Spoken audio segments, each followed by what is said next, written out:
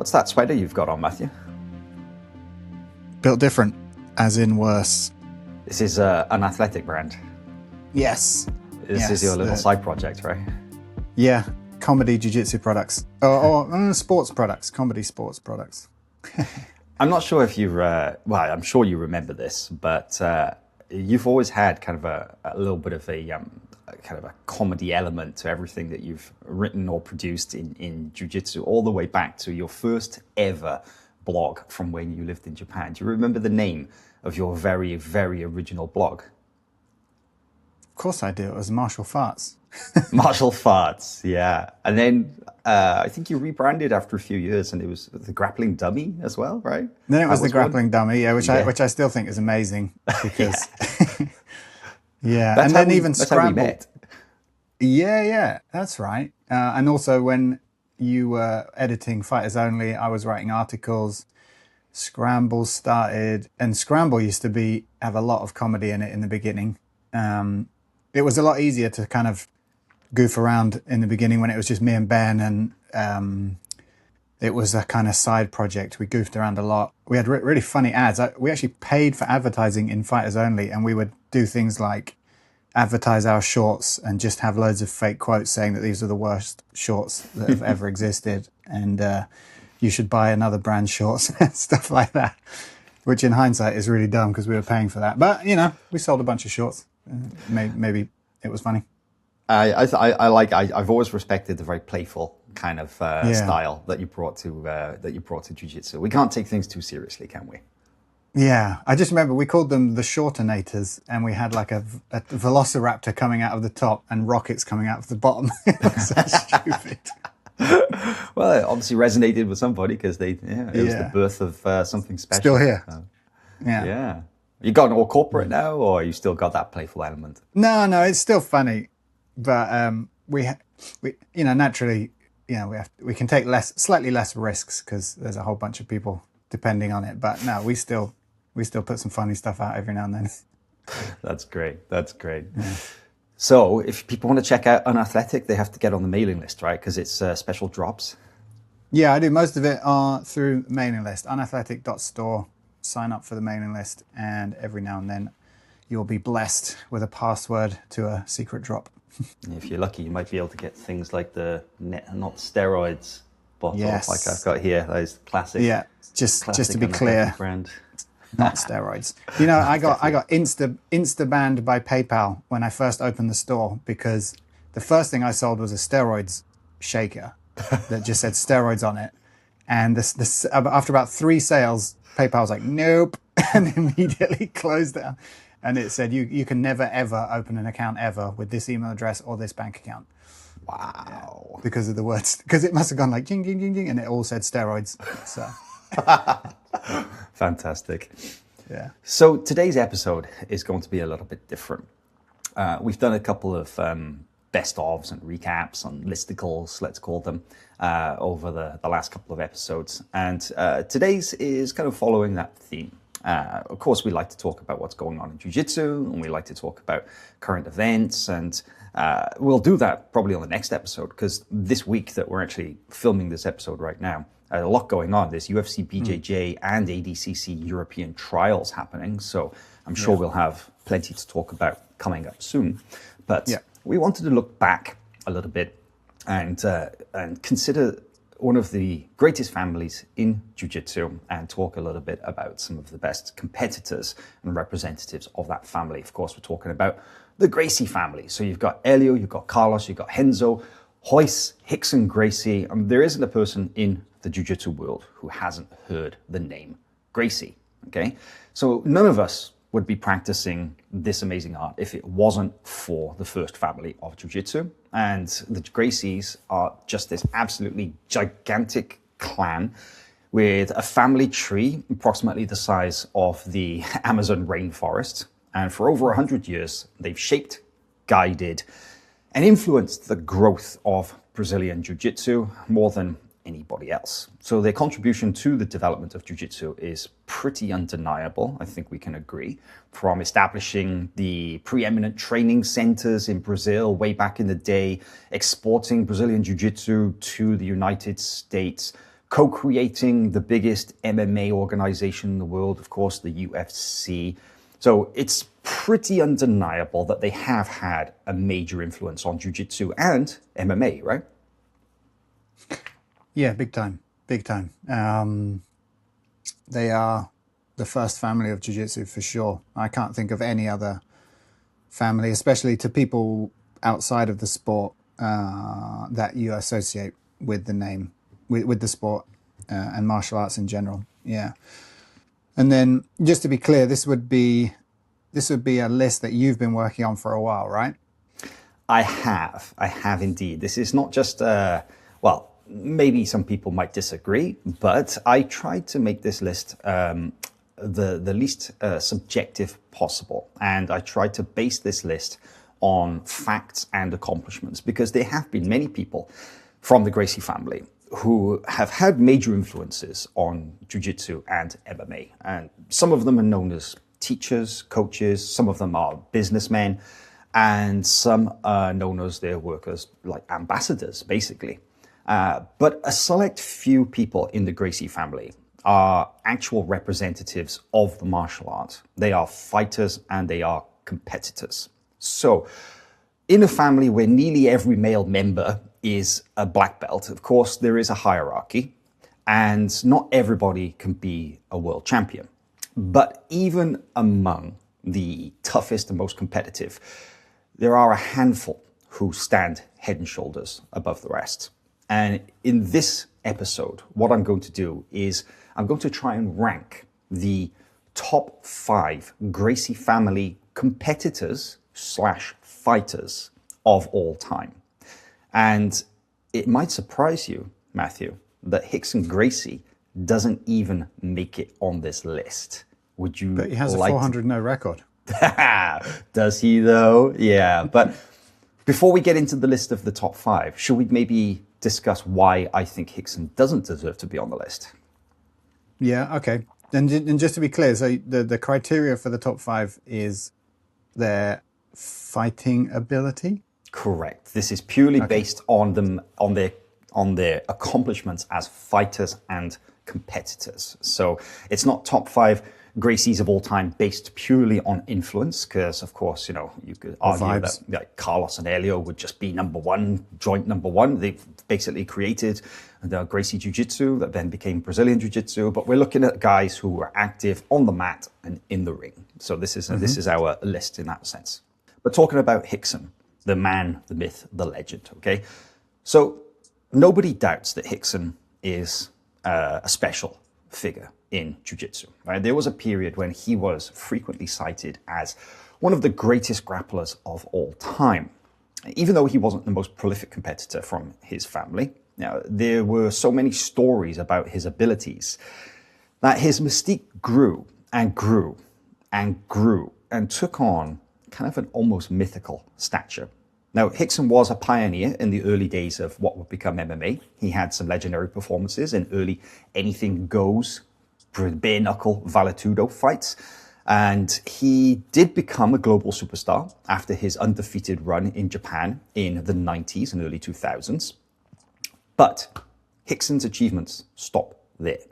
Because outside of his 11 MMA fights, not that many, all of which he won by submission or TKO, he never competed in a high-level grappling tournament. He supposedly amassed a record of 400 wins throughout jiu-jitsu, grappling, challenge matches, street fights, who knows where, totally unverifiable. And in fact, even Helio Gracie himself disputed this claim. But this may be a controversial opinion, but I firmly reject that Rickson was one of the greatest grapplers in the world. In fact, I'd even go so far as to say that he wasn't even the greatest grappler in the Gracie family. Do you think that's too strong an opinion?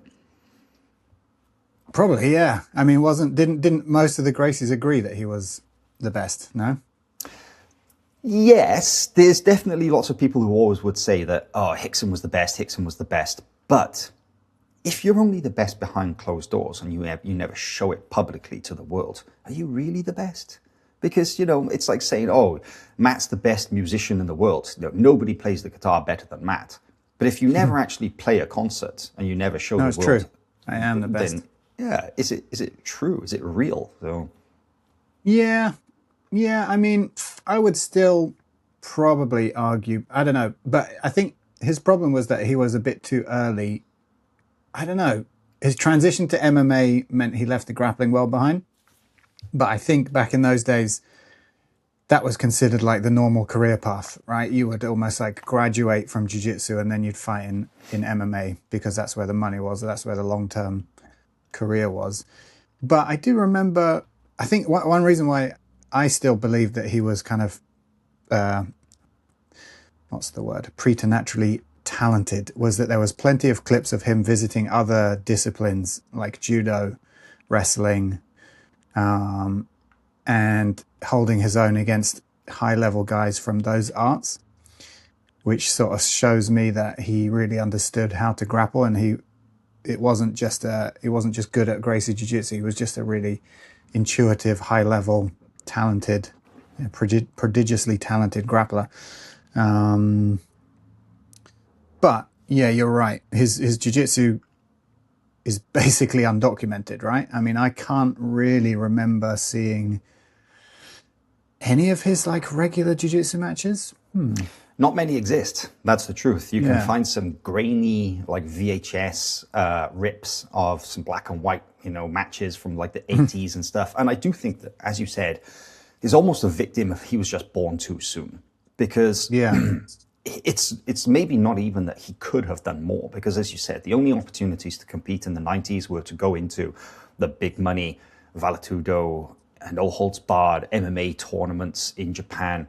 And if you think about it, he was already in his kind of late 30s, around the early 40s mark, when he was when ADCC and those big tournaments came around, So it was almost like he was a generation too early, let's say. And of course, we have to consider the personal, the family elements that disrupted his career, because he's talked about this very openly if you've read his book and stuff, that his son Rickson Gracie died via an overdose in the year 2000, and that pretty much destroyed the momentum of Rickson's career. Rickson was 40 years old at this point, actually, right? But long past when most competitive fighters would have retired.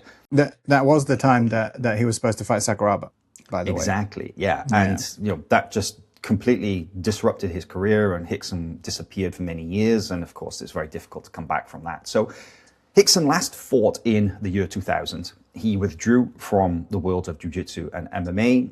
Over the years, he would periodically kind of reappear to teach seminars and courses, which really focused on fundamental kind of old school jiu-jitsu techniques and a lot of self-defense. And you also have to consider that he never produced any world champion athletes, never coached any high-level grapplers or MMA fighters, and he has no world championship titles or medals to his name, unlike the other people that we will feature on this list. So while I accept that Rickson could very well have been, technically speaking, the most skilled jiu-jitsu practitioner to have ever walked the face of this planet, I feel that based on the evidence available to us, he cannot be included on this list of the top 5 Gracie fighters of all time. So with that said, I say that we move on and we look at who does qualify to be included in the Gracie Jiu-Jitsu Hall of Fame. Shall we continue? All right, let's go. Coming in at number 5, we're going to count down from 5 to 1. And I am going to slip a couple of honorable mentions into this list as well, who maybe don't quite earn their spot in this top 5, but they definitely did a lot. We're going to start with number 5, and it is actually Rickson's son, Kron Gracie. So Kron is the youngest son of Rickson Gracie. He was born in Rio de Janeiro in 1988, but mostly raised in Los Angeles after his father moved to the United States in the following year. Kron was one of the best jiu-jitsu competitors of his era. He fought both gi and no gi in the late 2000s and early 2010s. He competed a lot, starting in the gi as a color belt. He developed a reputation as a submission hunter, going on an incredible 51-match submission streak in the colored belt divisions. That's pretty incredible. Over 50 matches in a row won by submission. And in 2008, he was promoted to black belt at the age of 19. And here he faced tougher competition, but he was still known as a dangerous submission specialist, and he tapped out big names, including Leandro Lo, Claudio Calasanz, Otavio Souza, Gary Tonon, JT Torres, and others. Now, were they all in like the Worlds and things? This is all gi and no gi. We're talking IBJJF World Championships, IBJJF Pans, we're talking ADCC. So he was right at the top level competing, and he didn't maybe compete as prolifically as some jiu-jitsu competitors. But if you even consider some of those names that he beat, that's an incredible resume, right? Yeah, crazy actually to see them listed there. I actually remember being a jiu-jitsu nerd back in the day and watching Budo videos, and I remember the story that Kron was tapping everyone, I think all the way through brown belt, right? And then everyone was super hyped about his black belt. I think it might have been his debut, I can't remember. But I actually watched it on Budo videos, and I think he came up against Sergio Moraes. That's correct, and he lost. And Sergio beat him. So that was like a big deal, you know. Yeah. It really was. It was like, welcome to black belt, smash. Yeah. But some guy from Alliance is going to kill you. Yeah. Well, he got over that hump pretty quick, it seems, because he went on a tear, you know, picking off all those names. All those names that he beat were in the black belt ranks. This wasn't coming up through the color belts. This was when he was an established black belt competitor.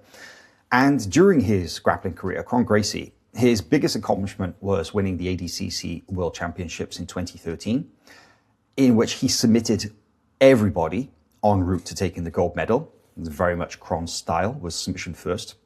He also took a bronze medal at the 2011 ADCC.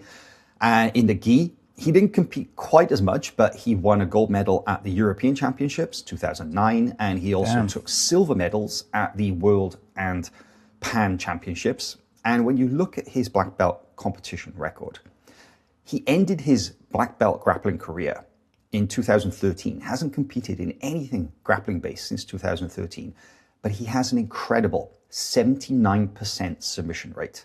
That's crazy. That is crazy. I mean, you got people winning ADCC without scoring a single point in some cases. So to be tapping everyone, that is like, you know, that's kind of mythic status, isn't it? I am the son of Rickson Gracie and I submit everybody. Pretty much. So in 2014, Kron embarked on what would become a 10-year-long career as an MMA fighter. He started by fighting in Japan, and things got off to a good start. He won all 4 of his fights in Japan by submission, and in 2014, he was signed to the UFC. And he came into the UFC, obviously, with a lot of hype behind him as the latest Gracie family member to compete in the UFC. There haven't been that many of them, actually. And, of course, as the son of Rickson. But he finished off his first opponent, Alex Caceres, with a rear naked choke. But he then went on to lose his next 3 fights in a row. And if you look at his total MMA record, it sits at 5 wins and 3 losses. And he hasn't fought since being knocked out by Bryce Mitchell, the redneck, in December of 2024. So his MMA career wasn't quite as special as his jiu-jitsu career, was it? No, are you sure? I saw an advert that he was supposed to fight, but did that get cancelled? It was something like local. You didn't hear about that? Okay. Yeah, I can't remember. I just know he was scheduled to fight. So what happened actually was he was meant to fight in... not medically cleared, Yeah, I forget the name of the event, but it was an event in New York, and he didn't pass the medical checks for whatever reason.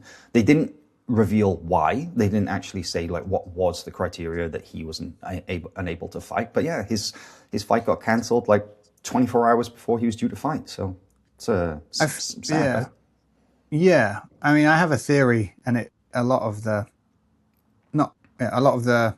this doesn't apply to all of them because some of them are very professional, but I almost feel like they have enough kind of raw talent and they're surrounded by so many good people coming up that they're able to beat, you know, the average person that they come across, or even very good people that they come across, particularly talking about MMA, maybe grappling as well. Once they get to the highest level where every person across from them is, you know, a consummate professional in every way, diet, strength, conditioning, fight, tactics, you know, technique, then they struggle a bit because I don't know. They're a very proud family, I assume, as they have every right to be. But I don't think they're going off like hat in hand to established coaches and asking for advice or spending a lot of time working on weaknesses. And it feels like that ends up being their downfall, And then Kron's always been. I mean, it must be really hard to be the son of Rickson and Gracie. And he seems to, if you look at his online profile, he seems to spend a lot of time, like, I don't know, in his own head or coming up with weird theories about things. So, maybe he's self-medicating a little bit. And yeah, it's not an ideal kind of scenario to be a really successful professional fighting athlete, I guess. Yeah, I think you're right. I think talent can only take you so far. You do have to back it up, of course, with the hard work and the professionalism. And maybe if there's anything that held Kron back, it is most likely that, to be honest. And so basically, as of 2025, as of now, actually, he now lives in Montana, where he teaches and leads kind of a pretty low-key life, far away from his hectic Los Angeles upbringings. He still has a gym in Los Angeles as well. He's now 37, so he's not a kid anymore. I feel it's probably unlikely we'll see him return to fighting, especially after this last fight was cancelled, although it's very possible. But if we look at his resume, with 1 ADCC gold medal, 1 IBJJF European gold medal, his silver medals, and an MMA record of 5-3, I've put him as the 5th best competitor from the Gracie family in the modern era. So not terrible record, pretty good, but I think always with Kron, there was always that question of what if he could have done a little bit more, right? After such a crazy start, yeah. Moving on through this list to number 4, it is Renzo Gracie. He is one of the best known and most beloved names in all of jiu-jitsu. This man has just bags and bags of charisma. He is the grandson of Carlos Gracie Sr., so the other side of the family from Kron and Rickson, who were both from Elio's lineage. And Renzo is the older brother to Ralph and Ryan. He was born in 1967 in Rio de Janeiro. He famously grew up scrapping on the streets and the beaches of Rio, and it does seem that he was kind of destined to become a fighter. And compared to the other Gracie family members on this list, actually, Renzo was the only person to have never captured any major titles in the gi. His last jiu-jitsu match took place in the early 90s, before world-class tournaments were a regular fixture, because the Worlds didn't really start until about 1996. And then only went to the States in the mid-2000s. And his focus was really always on MMA and no-gi grappling. But he had his first official MMA fight at only 18 years of age. It was a bare-knuckle fight against a karate practitioner. And incredibly, Renzo last stepped into the ring to fight in 2018 at the age of 51. So that was a 33-year-long professional MMA career. That in itself kind of has to be respected, right? Yeah, was that one championship? I think it was. It was against Yuki Kondo, right? Yeah, which is that's a great match actually. That's two very well matched people with a long career. Yeah, but Renzo, like when you started talking about him, I felt like saying he's kind of Marmite. Like some people like him, some people don't like him. But the more I think about it, pretty much everybody loves Renzo. Yeah. Yeah, I mean he's definitely has done some controversial things over the years, right? He's pissed a lot of people off, but at the same time, it's indisputable. You have to respect everything that he's done.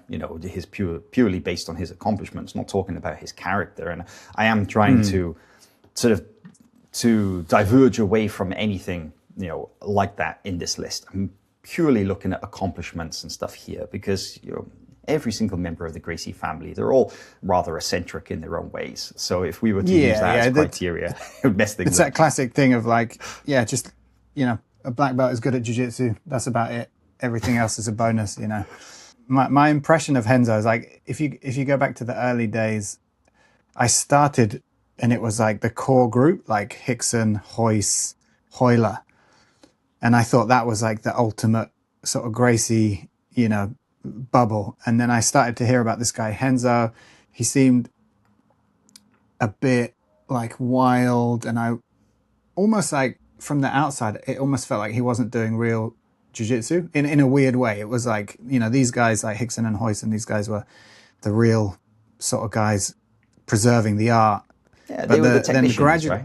The technicians, yeah. But then gradually, like, when it became clear like how good your jiu-jitsu has to be successful in no-gi and to be successful in MMA, this is like 10, 20 years ago, I started to think, oh, actually, this guy Renzo seems like he really knows what he's talking about. He fights all the time. All of his teammates fight all the time. They're still fighting. They're not talking about what they did 10, 20 years ago on the streets in Rio. I mean, they are, but they're still fighting, you know, regularly. So I gradually kind of, my respect like moved from one to the other. You know, I was like, actually, this group really knows what they're talking about. So, yeah.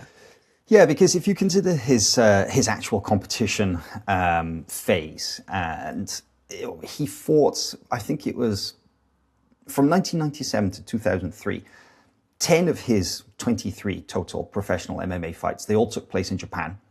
He fought in legendary events, including Pride, Rings, and he did go against some of the toughest fighters of that era. I'm talking about names like Dan Henderson, Carlos Newton, Sakuraba, and he won and he lost.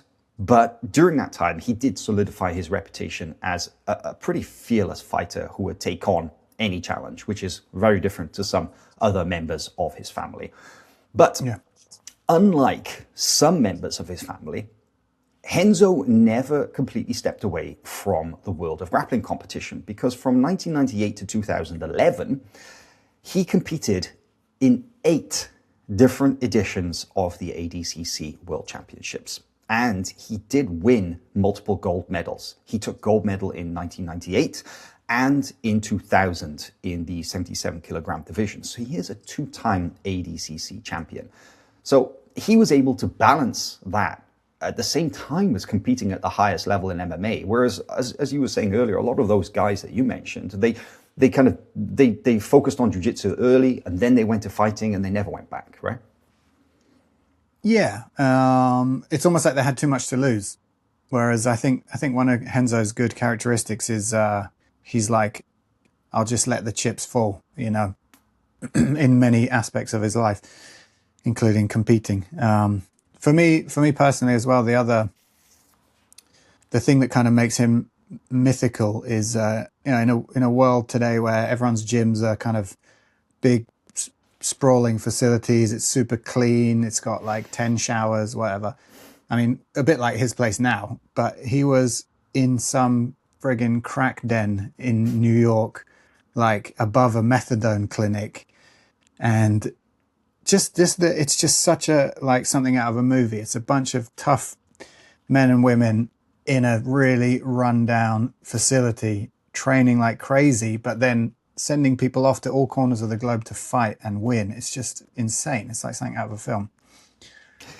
Yeah, you're right. It really is. This is a crazy life story. And having read his biography as well, which is unfortunately only available in Portuguese currently. Yeah, I was going to say, I haven't heard of that. No, if you can find a translation, it is so good. It really does dive into those early days. And it's just an absolutely wild story, because Renzo moved to the USA pretty early. 1996, he moved to the USA and he started teaching in New York, where he lives. And yeah, his gym produced some of the best MMA and jiu-jitsu fighters of the modern era. I mean, if you walked into his gym, you'll see, or you would have seen multiple UFC champions over the years. I'm talking about GSP, Chris Weidman, Frankie Edgar, Matt Serra. So his stable of fighters, and they weren't just grapplers. It was a fight gym for many years before it kind of took on that reputation as being a jiu-jitsu gym or jiu-jitsu competition team as well. So, you know, Renzo not only competed himself, but he formed a lot of very, very good teachers, and who then went on to form lots of very good fighters as well.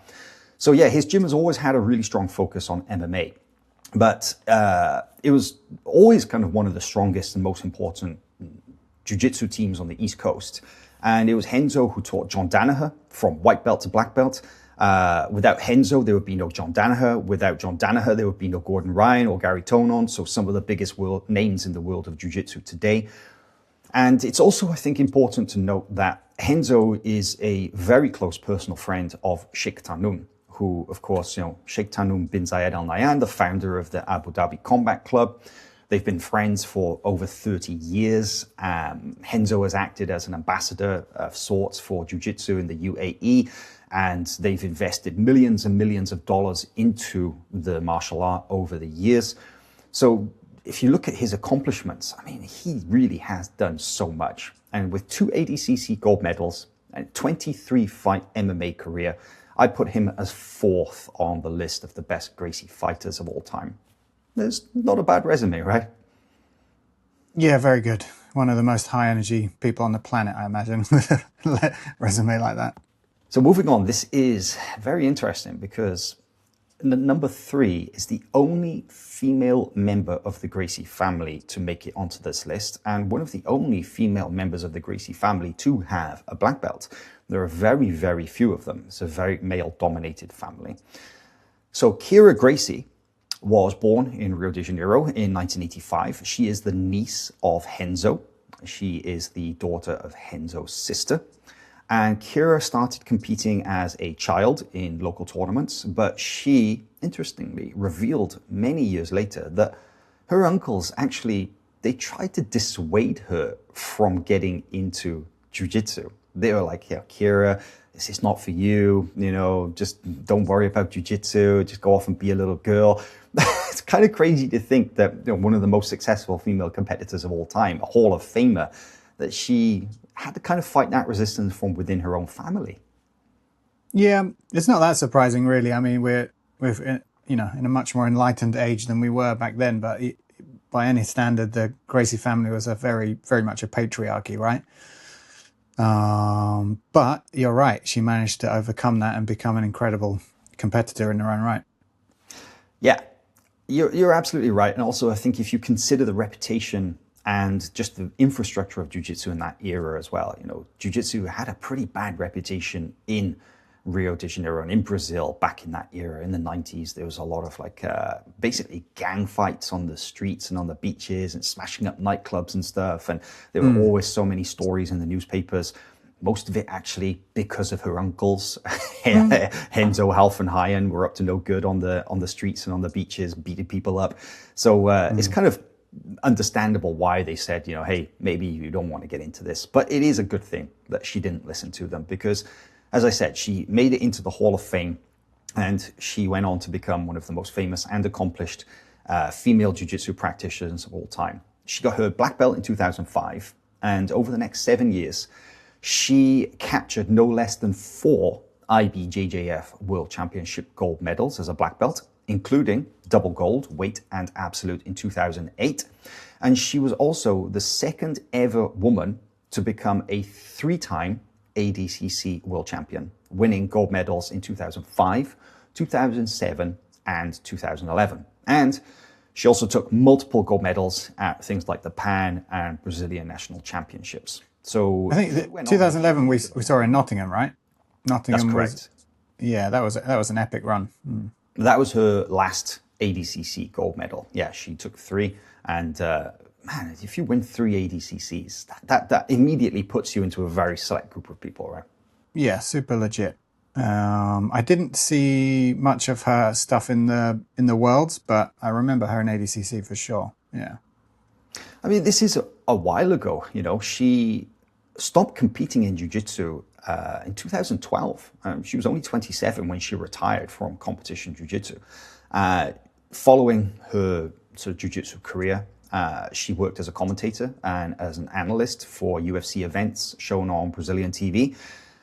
And at one time, there was talk about her moving to MMA, but those plans never materialized. But she's in the ADCC Hall of Fame. She's in the IBJJF Hall of Fame, but she's now retired. She's a mother of 3 children, and then she has a stepchild as well. She's a published author. She's a podcast host. She has a gym called Gracie Core in Rio de Janeiro. So she's obviously never left the world of jiu-jitsu, still very much a figure in jiu-jitsu. But if you look at her gold medals from IBJJF and ADCC, I put her as number 3 on this list. What do you think about that? Yeah, I mean, she kind of had the perfect career path loads of victories in her chosen art, and then a nice segue into presenting, podcasting, writing, and owning a school. It's like a blueprint for a successful career. It is, and I almost wonder if Kyra, came a little bit too soon, because the opportunities now in jiu-jitsu are so much greater, and you have to wonder if she would have been able to do more, just purely by the number of opportunities that are available. But she made in MMA. And in MMA, she never made that transition. But she definitely, UFC would have done some amazing storylines with the female Gracie name. They would have, that would have been interesting. And Japan too. Japan would have made the most of that. Oh, they would have snapped her up in a heartbeat. But I think that you're right. I think if you look at what she did on the mats and then how she converted that into a successful career afterwards, that is kind of like the blueprint of what most professional fighters aspire to, right? Definitely. We're getting down to it now. And you're probably wondering, after having Kron, Renzo, and Kyra on the list, as we're working our way down, onto number 2, I've put Royler Gracie as the number 2 most successful Gracie competitor of all time. And Royler is definitely an old school name. Throughout the 90s and early 2000s, he was the most active and successful competitor in the Gracie family. And he actually won more titles than any of his relatives at that specific time. So Royler Gracie, always known as a technician, he is the only son of Hywel Gracie actually on this list. And he is the younger brother to Rickson and to Hywel, and younger brother to the UFC co-founder, Hywel Gracie. So definitely, within a very special cadre of Gracie family representatives. He was born in 1965 in Rio de Janeiro. He competed in gi, in no-gi, in MMA, even in bare-knuckle valetudo way back in the day, as many of these guys seem to do, almost like a rite of passage. But he solidified his place in the IBJJF Hall of Fame by winning a total of 4 black belt World Championship gold medals in a row from 1996 to 1999. He was pretty much the king of the featherweight division in that era, right?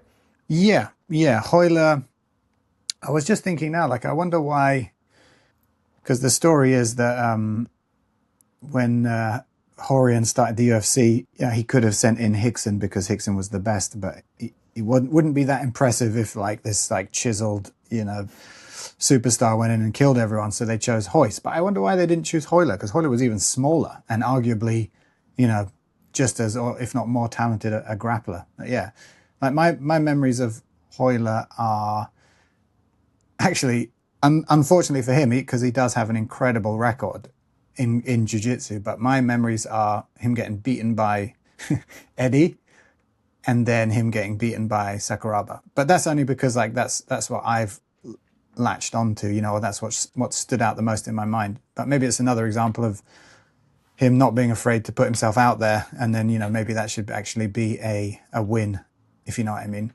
in the overall column. Yeah, it has to be respected. I also wonder if it's a little bit of recency bias, because it's it's always kind of the most, and getting KO'd by Genki Sudo. Yeah, so definitely the more recent sort of tail end of his career that is maybe more fresh in the memory. But he is a veteran of 11 MMA fights, and most of his bouts took place in Japan. But you're right, he often fought against much bigger opponents. Between 1996 and 2011, he amassed a record of 5 wins, 5 losses, and 1 draw. So not the best record, but if you consider some of the names that he did fight against, they were pretty tough. Yeah, he was fighting the best. He was, and he was thrown in at the deep end because he was definitely fighting a lot of guys much bigger than him as well. But like Renzo, his cousin, Royler never stopped competing in grappling, and he also was an ADCC champion, 3-time ADCC world champion, winning gold medals in 1999, 2000, and 2001. So interesting to note that, like Renzo, but also unlike Renzo, that while Royler fought MMA and grappling simultaneously, he also fought MMA, gi, and ADCC all at the same time. And I just feel like that's really special, because to switch between all 3 of those in this, a very competitive and short competition window. That's really tough.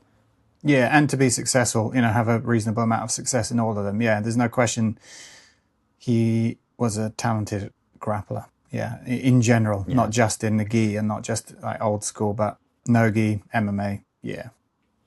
So he has 4 IBJJF world titles, 3 ADCC gold medals, 2 Pan Championship gold medals, and with his 11 MMA fights.